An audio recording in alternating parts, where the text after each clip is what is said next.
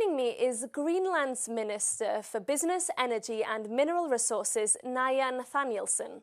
Her government is now entering talks with the US and Denmark over the future of her country. President Donald Trump is still seeking an unprecedented foothold in the Arctic island, despite climbing down on his previous threats to forcibly seize or acquire the territory. Minister, thank you so much for joining us. It's a pleasure to have you. Thank you for having me.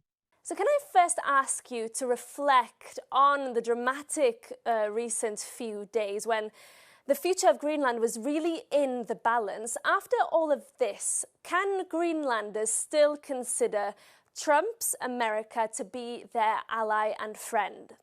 If I reflect back on the last 14 days and so, I think it was, we saw an increased rhetoric regarding Greenland in terms of the American interest. But mind you, the US have had an interest in Greenland for the past many years, actually more than 100 of years. So we are quite used to this interest from the US, and we do realize that we are part of their national security interest sphere.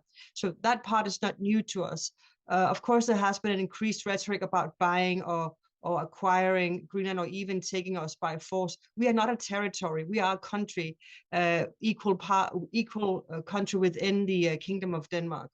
And we are a people in our own right, acknowledged by law, and therefore, of course, it would be a great and grave violation of international law if anything was to happen without our consent.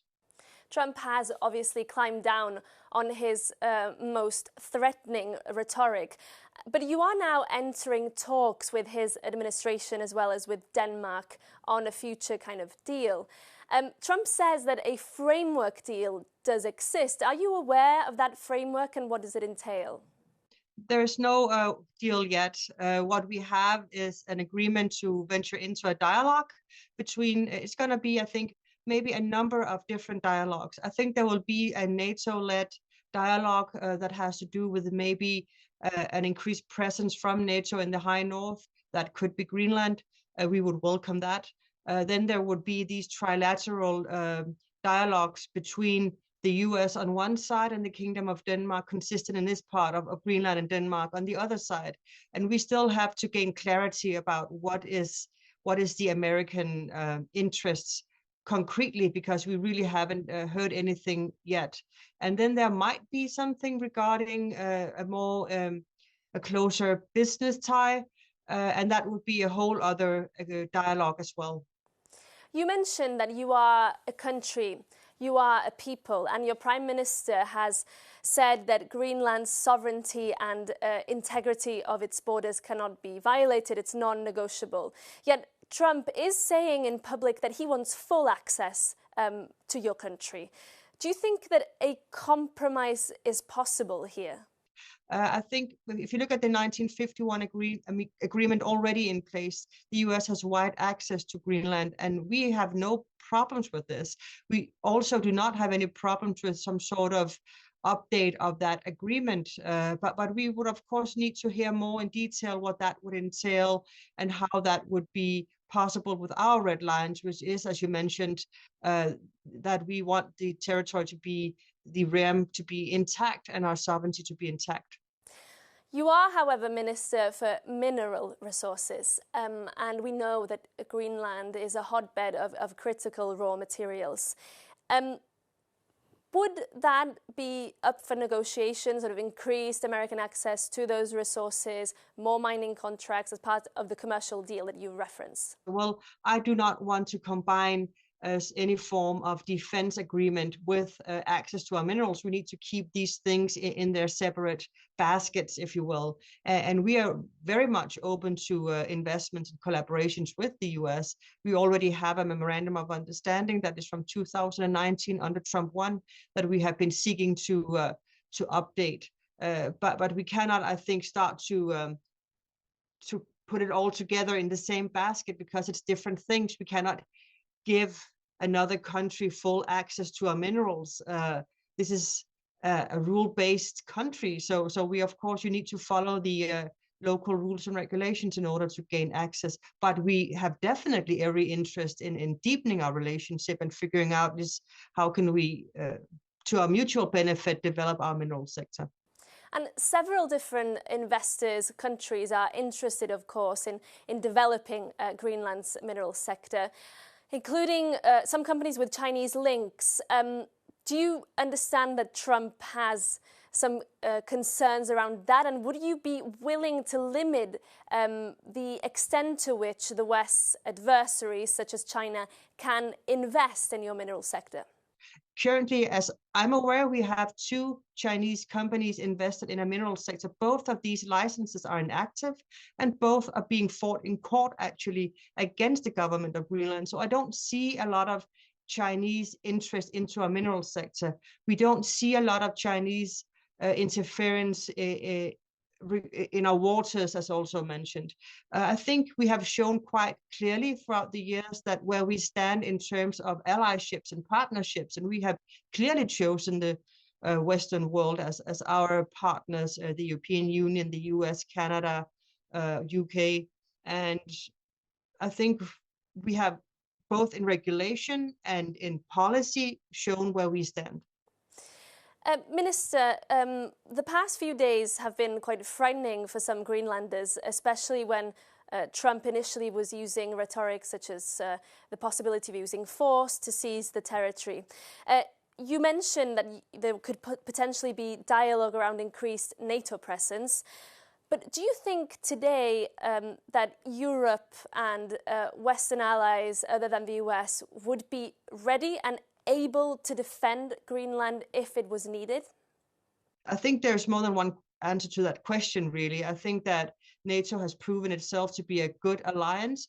The countries, the member states do not always agree on everything, but it has, I think, shown and given prosperity and peace to a wider part of the world than just the NATO member states. So I think it's a good alliance. Do I believe that everything will be unchanged in the future? If you look at the world historically, no, things have changed throughout the years, and allies have shifted. And of course, this will also happen to us sometime in the future. I think that right now is a lot of wishful thinking in Europe, pining towards the things that were. But we are in a changing world order, and also, like the Canadian Prime Minister said, the rupture has happened. So I think we all need to find our footing in these new alliances and figure out how do we see ourselves going forward, what kind of values do we want to guide our future policies. And it's not going to be free. It's going to cost difficult discussions amongst allies, amongst friends, and also economically in the country. So I think a lot of things are up in the air at this moment, not only in Greenland, but also in Europe and in the States. And we have to see where everything lands. You mentioned just very briefly that new world order, that rupture that Prime Minister Carney of Canada referred to. How fearful are you that Greenland could be particularly vulnerable, though, because we know of its strategic position in the Arctic, we know of its mineral wealth, and what does Greenland need to be able to defend itself in this new world order where its might overwrite? Well, Greenland will never be able to defend ourselves militarily on our own. That has never been our plan. And we have always been vulnerable towards outside interest from bigger countries. We have been a colony in the past. We have been used to an intense look upon our resources from the outside world. And I think has done a great job trying to build a community based on international law and transparency and democracy. But mind you, if Greenland is at stake in some form or other in the future, so is the entire Western world. That would only be part of it. That would mean that rupture was complete and that you could no longer rely on international law to be upheld. So that would change the situation not only in Greenland, but for everybody that is affected and align ourselves with our values. Finally, what do you think these past weeks, months have done to the increasing calls for more self-determination and eventually even independence for Greenland? Do you think that has received a little bit of a setback and that you realize that your deep reliance and connection with Denmark and with Europe? Or do you think there's still a case to be made about further self-determination for Greenland? Well, I think any country are working towards more self-determination. Wouldn't your country? I think it's very natural. And for us, this has never been a sprint. It has always been a marathon. And we are working towards more self-determination within the Kingdom of Denmark. And that is where the people's appetite is currently and has been for many years. So there has never been this imminent complete sovereignty right around the corner. I think that has been something that has maybe been painted by outside media more than the actual discussions within Greenland.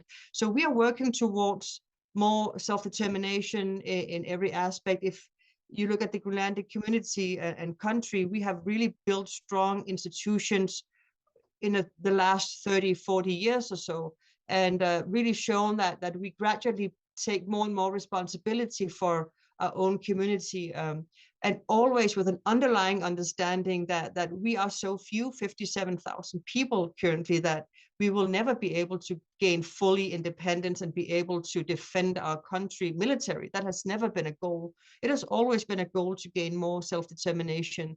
And I think it's a very human want, and I think that will, of course, stay. I also think that the idea of freedom is a baseline for us. The idea that we can determine our own fate is very strong.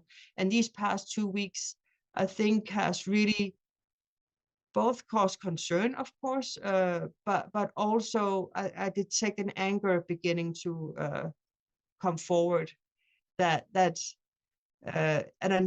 people feel that what is happening now is unjust, and they find it difficult to wrap their head around that an ally would treat us like that. Minister, many thanks for joining us on Euronews. Thank you. Thank you for having me. Have a nice day.